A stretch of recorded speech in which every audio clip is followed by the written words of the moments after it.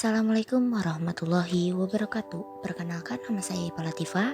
Saya berasal dari kelas 12 IPA 3. Di sini saya akan menjelaskan pengertian DNA dan RNA.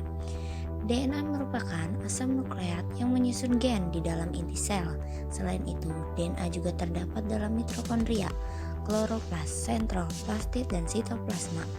DNA merupakan materi genetik yang membawa informasi biologis dari setiap makhluk hidup, dan beberapa virus DNA dibawa oleh setiap individu ke keturunannya. Sedangkan RNA adalah makromolekul polinukleotida berupa rantai tunggal atau ganda yang tidak berpilin seperti halnya DNA. RNA banyak terdapat pada ribosum atau sitoplasma, dan keberadaannya tidak tetap karena mudah terurai dan harus dibentuk kembali. Struktur DNA. Satu nukleoida terdiri atas gula deoksiribosa, gugus fosfat atau osterifosfat, dan basa nitrogen. Basa nitrogen yaitu purin dan pirimidin. Purin terdiri atas adenin dan guanin. Pirimidin terdiri atas timin dan sitosin. Asam fosfat dapat berjumlah 1 mono, 2 di, 3 tri. Di rangkaian nukleotida, nomor 1 ada fosfat, nomor 2 ada gula deoksiribosa, nomor 3 ada basa nitrogen, dan nomor 4 ada fosfat, 5 guanin, 6 adenin, 7 timin, 8 sitosin. Ini adalah gambar DNA. Di bagian luar DNA yang berwarna biru adalah gula tulang punggung fosfat. Sedangkan huruf A yang berwarna hijau adalah adenin. Huruf C yang berwarna kuning adalah sitosin. Yang G berwarna oranye adalah guanin. Dan T yang berwarna hijau muda adalah timin.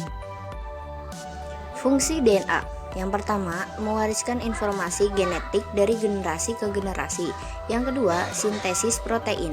Replikasi DNA, kemampuan DNA untuk membentuk DNA baru yang sama persis dengan DNA asal, atau kemampuan autokatalitik.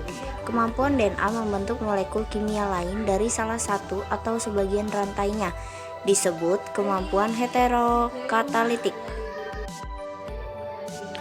Replikasi DNA. Yang pertama, ikatan hidrogen antara basa-basa terhidrolisis oleh enzim helikase, lalu terjadi pemisahan pasangan dua pita DNA. Dan yang kedua, masing-masing pita DNA induk mempersiapkan diri sebagai cetakan dan menentukan urutan nukleotida yang akan disusun sepanjang rantai komplement dengan dikatalisir oleh enzim DNA polimerase. Dan yang ketiga, nukleotida akan dihubungkan satu sama lain membentuk kerangka gula fosfat untuk pita DNA yang baru. Yang keempat, setiap lembaran pita molekul DNA yang baru akan terdiri atas satu pita induk dan satu pita komplement yang baru. Hipotesis replikasi DNA.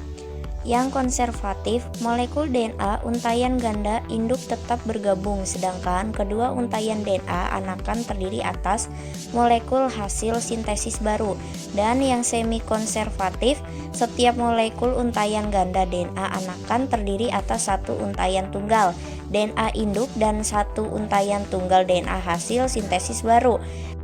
Dispersif, molekul DNA induk mengalami fragmentasi sehingga DNA anakan terdiri atas campuran molekul lama berasal dari DNA induk dan molekul hasil sintesis baru. Materi RNA. Di slide pertama saya sudah menjelaskan pengertian RNA. Jadi di sini saya hanya menjelaskan suatu nukleotida tersusun atas gula ribosa, basa nitrogen yaitu purin dan pirimidin. Purin terdiri atas adenin dan guanin. Pirimidin terdiri atas urasil dan sitosin. Asam fosfat dapat berjumlah 1 mono, 2 di, dan 3 tri. Ada dua macam RNA. Yang pertama, RNA genetik hanya dimiliki oleh organisme tertentu yang tidak memiliki DNA.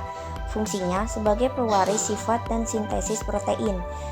Yang kedua, RNA non-genetik terdapat pada organisme yang dimiliki DNA sebagai pewaris sifat. Ada 3 macam. A. mRNA membawa kode genetik ke ribosum. B. rRNA, komponen utama ribosum. C. tRNA, membawa asam amino ke ribosum. Perbedaan DNA dan RNA. DNA hanya ditemukan di dalam nukleus, yaitu di dalam kromosom, mitokondria, plasmida, dan sentriol. Sedangkan RNA ditemukan di dalam sitoplasma, terutama di dalam ribosum dan juga di dalam nukleus. DNA berupa rantai panjang dan ganda, sedangkan RNA berupa rantai pendek dan tinggi. DNA fungsinya berhubungan erat dengan penurunan sifat dan sintesis protein, sedangkan RNA fungsinya berhubungan erat dengan sintesis protein.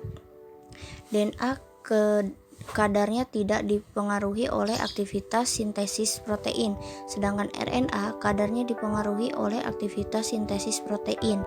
DNA basa nitrogennya terdiri atas purin, adenin, guanin, serta pirimidin, timin, dan sitosin. Sedangkan RNA basa nitrogennya terdiri atas purin, adenin, guanin, serta pirimidin, urasil, dan sitosin. DNA komponen gulanya deoksiribosa, yaitu ribosa yang kehilangan satu atom oksigen. Sedangkan RNA komponen gulanya ribose.